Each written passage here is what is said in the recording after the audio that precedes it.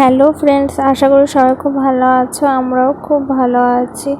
তো মেয়েকে নিয়ে পার্কে গেছিলাম। তো অনেক দিন মেয়েকে নিয়ে কোথাও বেরোনো হয়নি, দূরে কোথাও। আর ও কোনো দিনও পার্কেও যায়নি। তো এইটা ফার্স্ট টাইম পার্কে গেছে।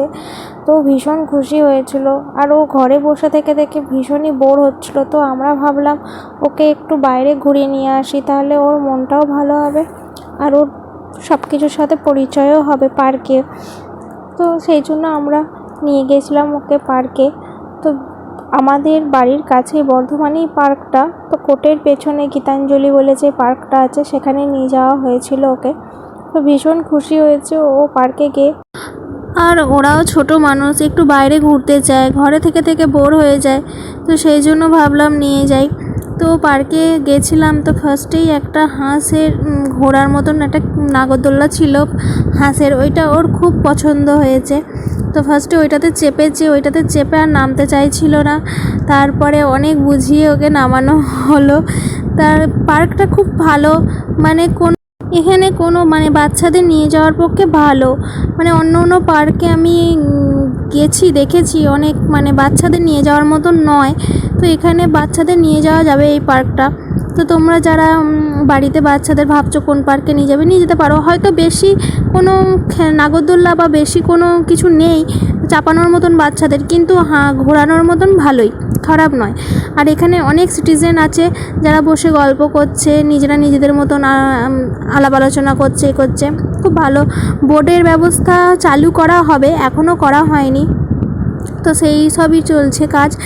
আর এখানে মোটামুটি হচ্ছে একটা হাঁসের দোলনার মতন আছে, একটা স্লিপ আছে, একটা হচ্ছে এমনি দোল খাওয়ার দোলনা আছে, আর একটা ঘোড়ার আছে। সেটা হচ্ছে একটু প্রবলেম হয়েছে, সেটা ওই জন্য পড়ে আছে, ওইটা খারাপ হয়ে গেছে। তো সেই জন্য ওইটাতে কেউ চাপছে না।